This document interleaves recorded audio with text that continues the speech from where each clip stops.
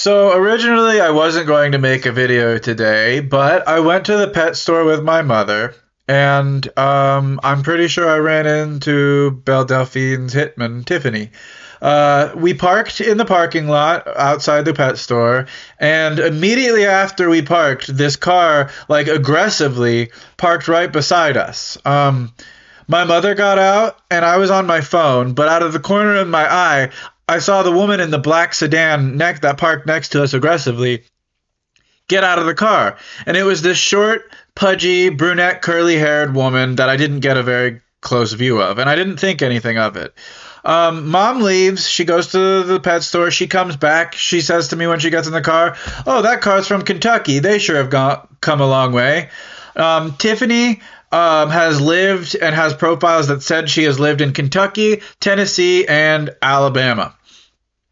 So I express concern to my mother. I say, "Oh, that's kind of concerning." And mother says, "Don't worry. I don't think it's an ICE vehicle because they have a bird hanging from their rearview mirror." I look at the car, and from the rearview mirror is a plushy sparrow hanging from the rear view. And I think that's Tiffany's nickname. She constantly harasses me from accounts by the name A Captive Sparrow, or sometimes just Sparrow. And, now I think about it, and I have enough circumstantial evidence to conclude this is Tiffany, given her appearance and the location of the license plate, as well as the plushie doll. I didn't get a great look at her because I never do. The moments I've encountered Tiffany in real life, I only get short glances at her. I'm never able to fully look at her, and plus she changes her appearance a lot too. She changes her glasses, she cuts her hair. She has different tactics to make it a little harder to pinpoint her. But this isn't the first time Tiffany has followed us to the store before. When this happened once before, a couple of years ago, we went to Safeway and we parked in the parking lot. I ran into the store to grab what it is I want, and then I came back to the car with my mother, because my mother drives me around, and my mom said, "Oh, Robin, look at that car with the vanity license plate over there. It has anime stickers on it." And I said, "Mom, I think that's Tiffany," because I just had this eerie feeling it was Tiffany. And she says, "Oh, you don't know that. Don't worry about it so much. You can't conclude that based off of the anime stickers." And I was like, "No, Mom, that is something Tiffany would do. It looks like Tiffany." And shortly after we arrived home from that grocery visit, I got a text message from Tiffany intimidating me, harassing me, calling me an incel, telling me to end my life, all of this horrible stuff. So I assumed, that I was right with my suspicion of thinking that woman that followed us to Safeway was Tiffany. And I'm having that same deja vu right now where I believe that Tiffany just followed us to the pet store again.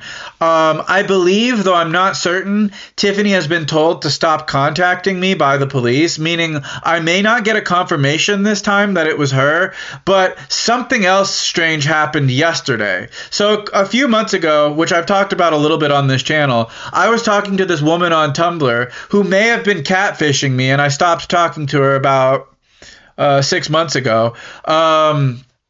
She had this plan to move into her RV with her in February. Well, yesterday was February the 1st, and my dog was barking, so I checked my Amazon Ring to see what was going on, and I went through the whole day. Well, strangely enough, an RV drove past my house, and, normally, and even when it happened, this didn't strike me as too suspicious, because RVs are very rare in my neighborhood, but it's still no cause for concern. So I wasn't too concerned about it.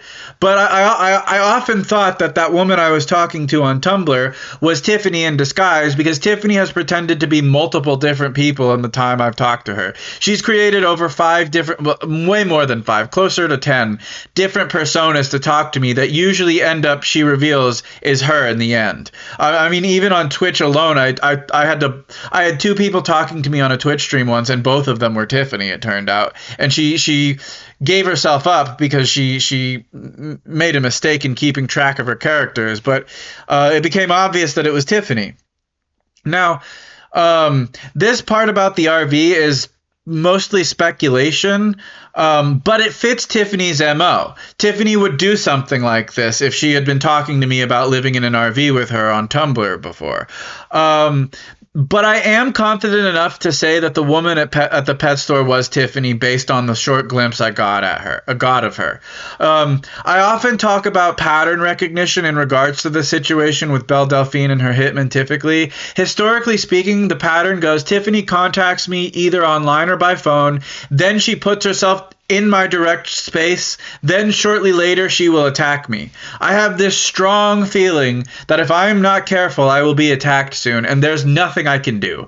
If I call the police and say, a woman from Kentucky just parked next to me, and she has a history of threatening me and has attacked me before, they will tell me it's not a crime. And I know this because I've made similar reports to the police regarding similar situations with Tiffany, and they have told me it's not a crime. I'm not sure why cyberstalking isn't a crime in the state of Oregon, but apparently, given what the police have continually told me, what she's doing is legal, and it's not going to be until she strikes me dead that they do anything to investigate it. And even if she does strike me dead, the likelihood of her getting away with this crime is very possible. I am terrified for my life, and I want to just tell people what's going on in case something bad happens to me. Thanks for watching.